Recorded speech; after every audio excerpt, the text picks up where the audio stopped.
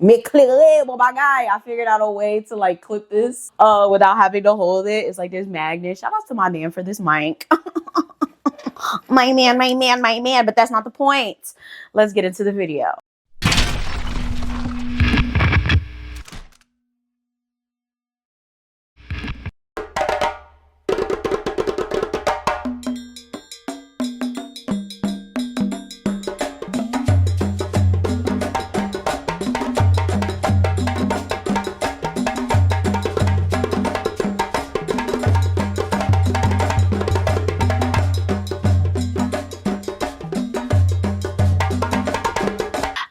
Allô, oui, bonsoir. I'm the Mademoiselle and ça c'est deuxième Chanel win. Now, as you guys can tell by the title of today's video, I'm going to do the story time that you guys asked me to do in my video that I did recently. I don't remember which one it was, but basically I talked about how a Mambo passed away trying to save my aunt's life. For those of you guys on the Patreon, shout outs to you. Y'all already heard this story or a rendition of this story. There's a reason that I only post certain videos on the internet and certain videos privately on Patreon. I just feel like certain things should not be shared regarding life because, you know, what's the word that they say? Privacy? Whatever. Get it back on my su internet. All right. So if you guys ever want extra content, early access to content, please make sure you guys subscribe to the Patreon. So when it comes to this story, I'm going to try to tell it without telling the details that I know I should not share on the internet. But for reference, there is literally a part 1, 2, 3, and 4 already. And I'm working on the other parts of this story as we speak. So if you guys really want full context, you do have to join the Patreon. So the auntie we're going to be talking about today is the auntie that I said I do not speak with. This is the auntie that, if most of you guys have been watching me for a long time, will know is the auntie that destroyed the holidays for my cousins and I. She has a horrible attitude. She's not a nice person. Honestly, in general, she's not a good person. However, I do give her some grace, but I still keep her out of my life, specifically because of this story and things that I found out way later in life. Like, I'm talking about like a year or two ago. She has went through a lot of spiritual trials and tribulations that makes her the way she is. And it's extremely sad. Like, I feel super bad for her, but at the same time, it's like, I feel like mental illness as well as spiritual tribulations are not an excuse to be a bad person, which again, like I said, we are going to go over more of that on my Patreon. But for this video, we're going to basically talk about how she got that way, how someone threw something on her, etc., etc. So, of course, my family is from Haiti. We're going to call this Auntie Violet. We're going to keep the name from Patreon. And Auntie Violet was a little bit different from the rest of her sisters. So this is my mom's sister, as well as the aunt that I have that just passed away, Auntie Samantha, right? So we have Auntie Samantha, we have my mom, and then we have Auntie Violet. Super close, always together. Essentially, when it came to Auntie Samantha and Auntie Violet, they both raised my mother. My mother was the youngest. Now, Auntie Samantha and Auntie Violet made their money by selling things in the markets. So Auntie Samantha was really known for selling food and goods, and that was her main thing. Like, everybody knew her for that. God rest her soul, love her so very much. And then you had Auntie Violet. Auntie Violet kind of did the same thing, but she was more so in the dry goods industry. She sold rice, maïs moulin by consa, but it wasn't cooked. It was like her selling to the people that were selling, if that made sense. So it really worked out for her and Auntie Samantha because, like, she didn't really have to go outsource anything from anyone else. She would just get it from her sister. Now, she was very, very popular in the region for doing this. Now, if you guys are not aware, my family is from Cabaret in Haiti. If you know where, you know where. If you don't, you don't. You should pay attention because sometimes I say it, sometimes I don't. In this video, I'm not going to, for privacy and safety reasons. So essentially, they were doing really well. They were making a lot of money. Everybody loved them. But Violet was especially different. A lot of people always akin her personality to mine because I'm kind of the same way. Like, non toute sauce. Like, I do everything. A lot of people like me. I have a lot of friends. I'm pretty popular, I guess, in a sense. So it's funny because we don't get along, but we have like very similar personalities. She was always dressed, always had heels on, just like me. If you guys are not aware, that's what I'm known for, always wearing heels, always getting dressed and stuff. So yeah, like I said, very unfortunate. Maybe in the future I'll get over it, but The fact that I had to go to the therapy to get over the PTSD of everything, it's not gonna sit well with me for me to undo all the work that I've done. But anyways, eventually Auntie Violet makes a friend, and we're gonna call her Katherine. I think that's what I called her on Patreon.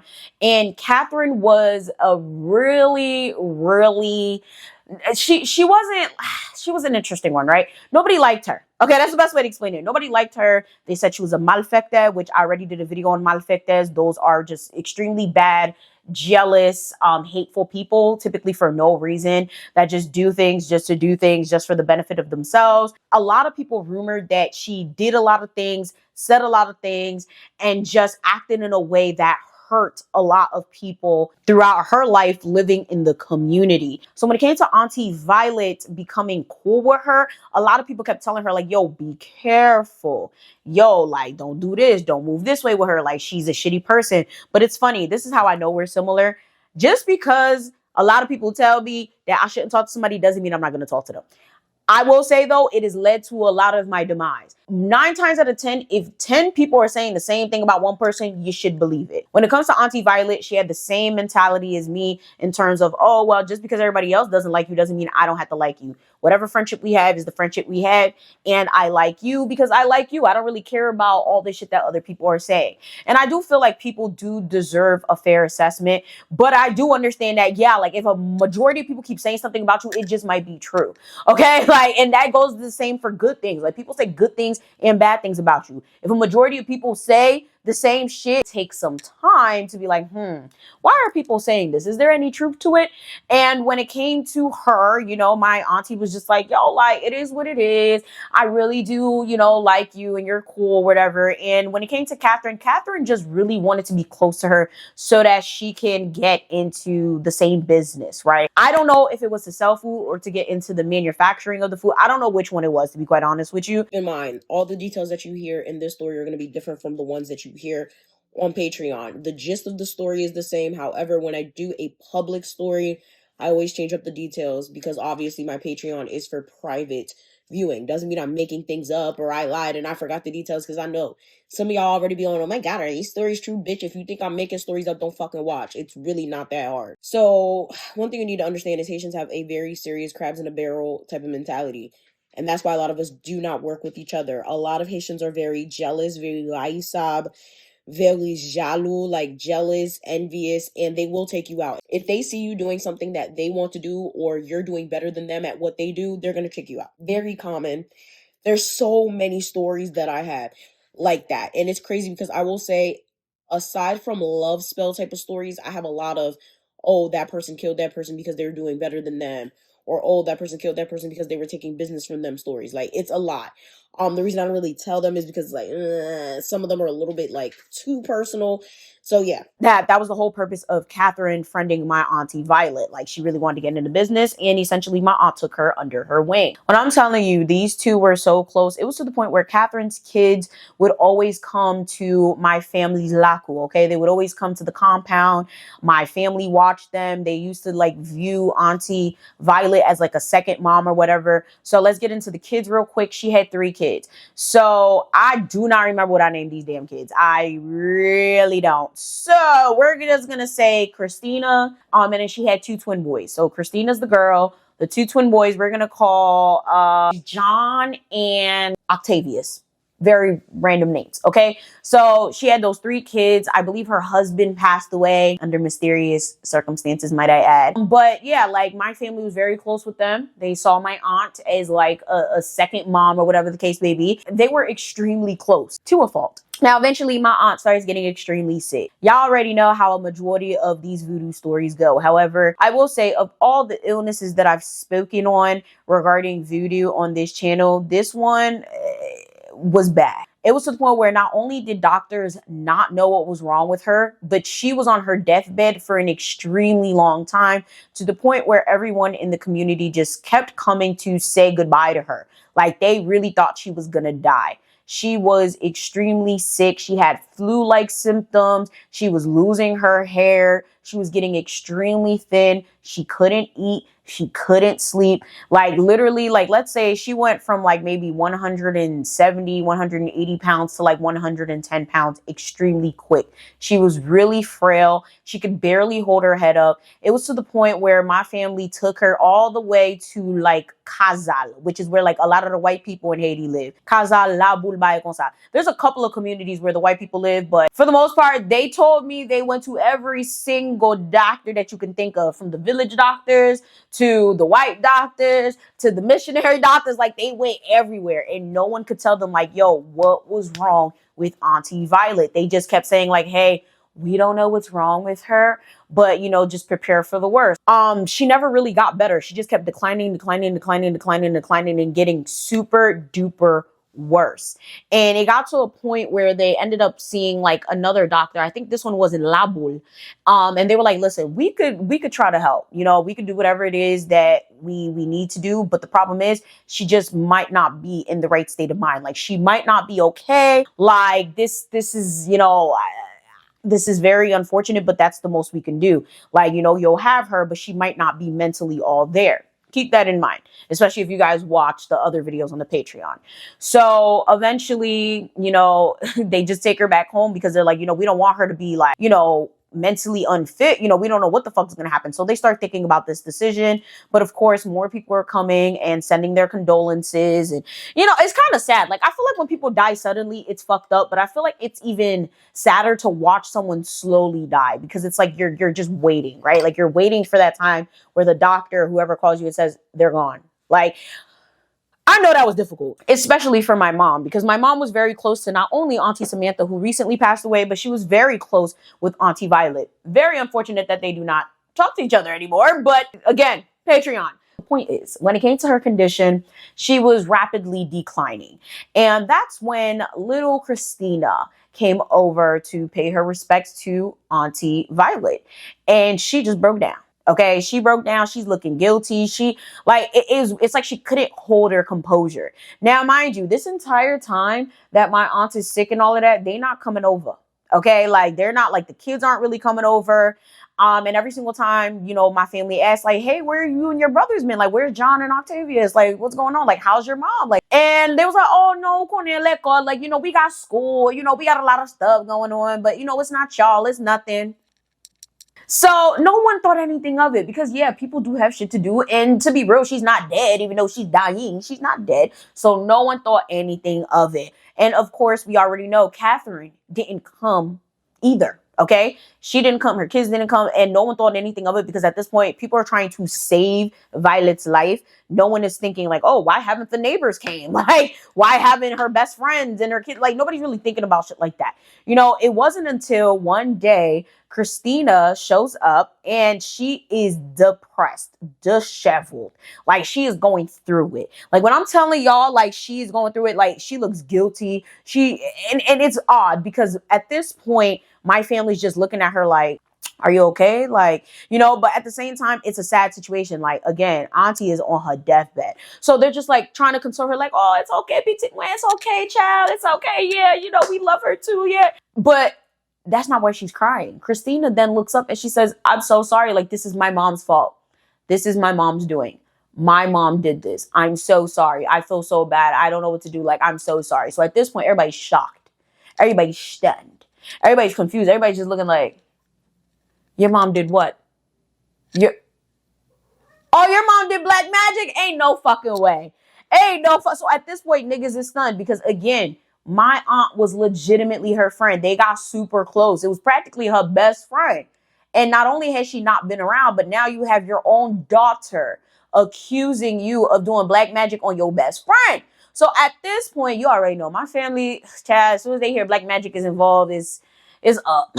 It's typically up. Now, I don't do too many stories about my personal family for a lot of different reasons, but I will tell you it's up and it's stuck. Like, a lot of them are extremely spiritual. Again, I got Mambos in the family. I got all types of shit in the family. So it's like a lot of them was just not fuck with it. They was upset. They was mad. At this point, they out for blood. So they go and they try to confront Katherine. Now, fun fact, I didn't tell this part on Patreon because I was going to save it for the next part, but it all circles back. I'm trying to be chronological on Patreon, but there's going to be more details in this story than the ones on Patreon. They go and they try to tell Katherine, like, hey, yo, like, why is your kid saying that you trying to kill Violet? Like, what's going on here? And she's like, what? Boy, ma'am, I would never. Da, da, da. So she's upset. She's defensive, obviously. And I feel like my family didn't want to believe it, so they kind of took her word for it. But obviously, they went and they brought her to an Ogon. The Ogo was like, well, why didn't you come sooner? Like, y'all sitting here going to the doctor and all of that, which I understand, but it's like, it's obvious that this is some spiritual shit. To be honest, I don't know how obvious it was. I just knew she was super, super definitely ill. But he's just like, yeah, I should have brought her sooner and I could have got rid of this. But at this point, whatever's on her has taken over fully. Like, whatever's on her is on her, and getting it off of her is going to take numerous processes, and it might not even work. So this Ogon's like, you know what? I can help you. I can try, but I cannot give you a guarantee. Like, that's how bad this is. Just understand, especially from this story and some stories I'm going to tell in the future, if you ever get deathly ill and no one can tell you what's wrong with you, and you know you have people in your life that dibble in black magic or anything very similar, seek to know that first. Like, I'm not saying, like, don't go to the doctor, but, like, find out specifically, like, okay, is this spiritual or is this medical? Because that could be a matter of life and death. Most things can be taken off of you if you go to the right person and you do the right things.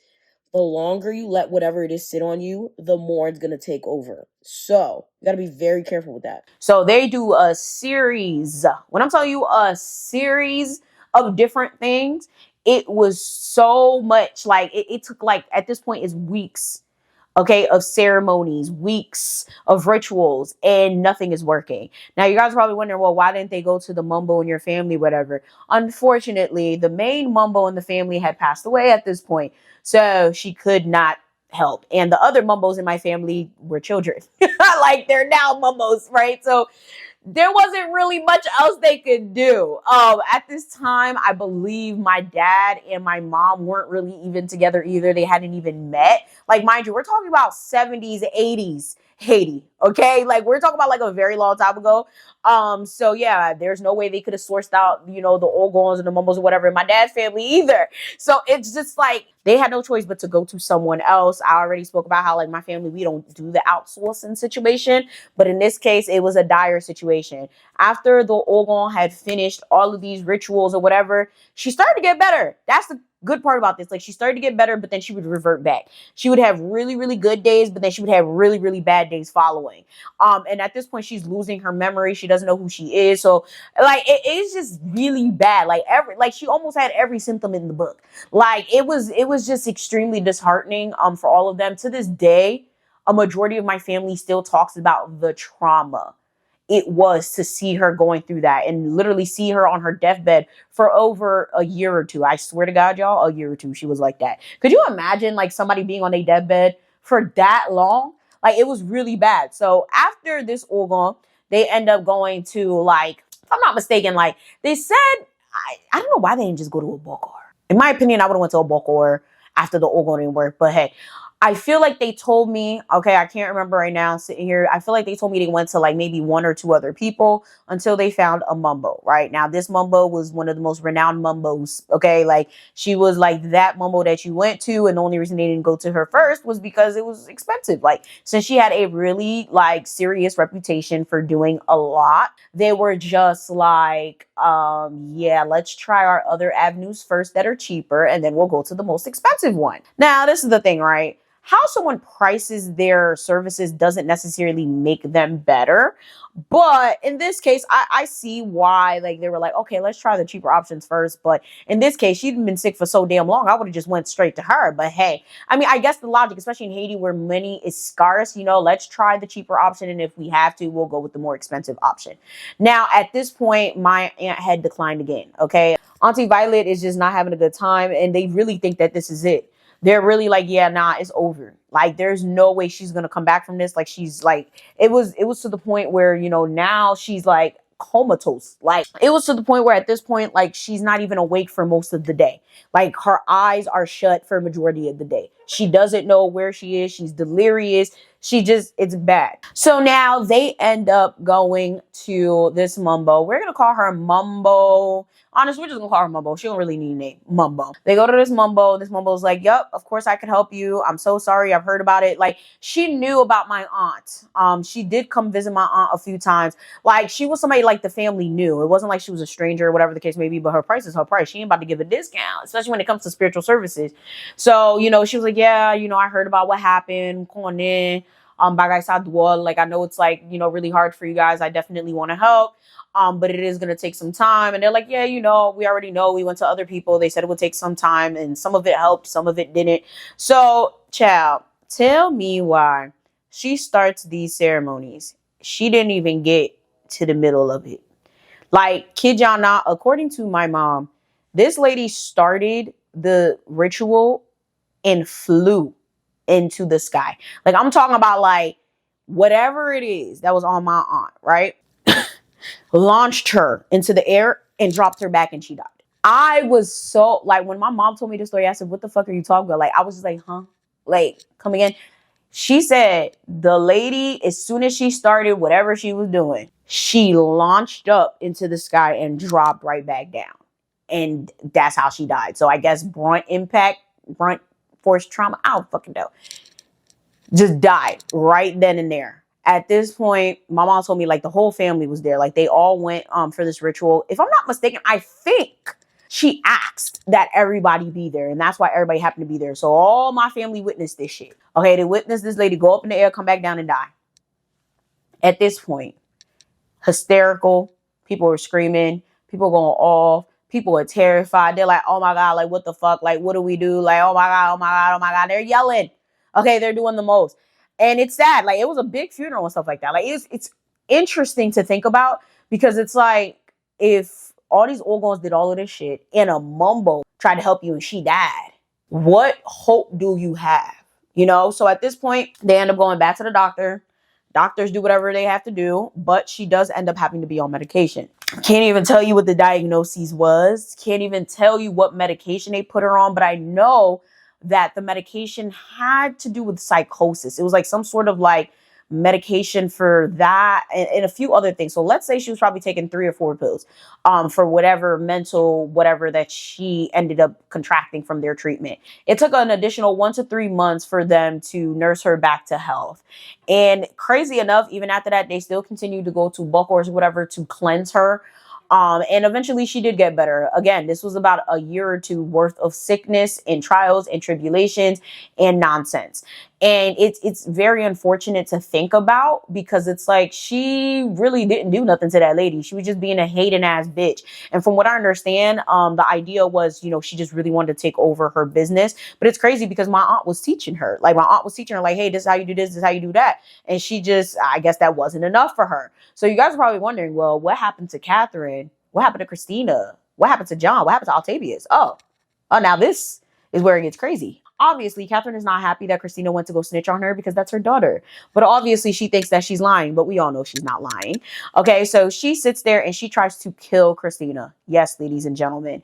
Shortly after that whole debacle, not even like after my aunt got better, like in the middle of her being sick and after she was called out for it, Christina falls ill as hell. Okay, like, she was in the hospital specifically for like a month or two, and of course nobody knew what was wrong with her, but everybody in the community knew what was wrong with her. Her mother tried to kill her. Luckily for Christina, she ended up getting well eventually, but obviously her brothers was not fucking with that. Okay, John and Octavius were not necessarily too fond of what their mother was doing, and now you sitting here, you doing shit to your kids.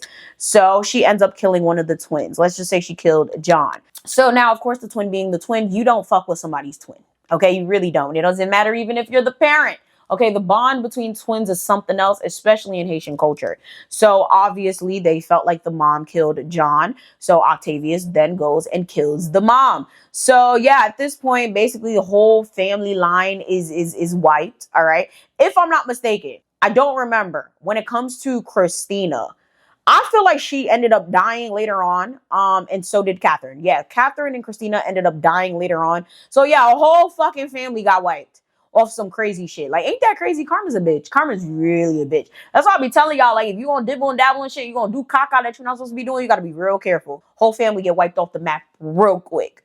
So when it came to my aunt, again, she got better. Everything ended up working in her favor. She ended up being on meds. However, unfortunately, one of her shitty ass sons, years down the line, shit, decades down the line, had an argument with her and told her that she's crazy and that's why she takes meds, and she refuses to take the meds, and now she's wreaking havoc on the entire family all the time. And that's the best way to wrap that up. Okay, again, go on the Patreon, you can see the whole Auntie series. But it's just it's very sad and it's really unfortunate. Hence why it's like I give her grace. I don't hate the lady, but I'm not about to let somebody into my life specifically because I know that they've been attacked spiritually. And a lot of things are not their fault necessarily, if that makes sense. I feel like, yes, that's a sad circumstance, but I feel like as an adult, when you know what's happened to you and you see what's happening to you and you choose to like do the complete opposite for whatever reasons, it's wild to me. It really is. Like, I'm bipolar, I have anxiety, PTSD, all of this shit, and I go to therapy. I was on meds for years. I recently stopped taking my meds like maybe 6 or 7 months ago.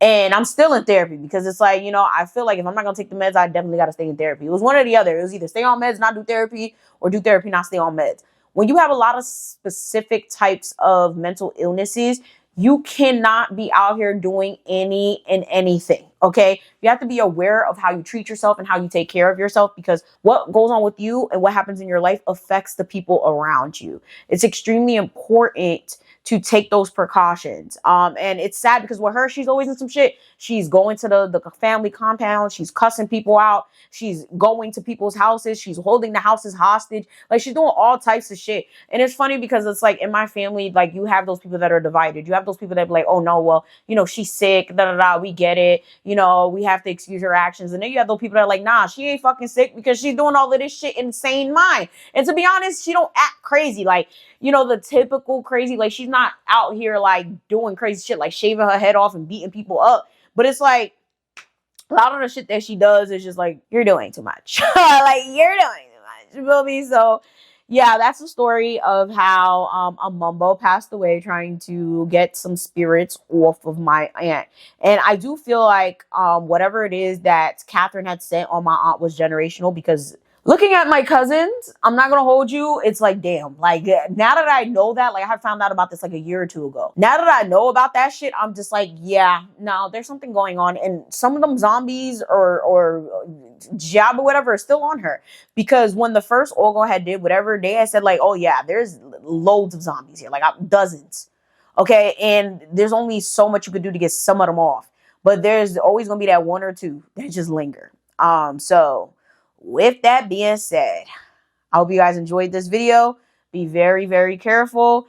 Don't just befriend anybody. If people are saying the same thing about a person, you ought to believe it. With that being said, make sure you guys like, share, subscribe. And yeah, I'm going to see y'all next time.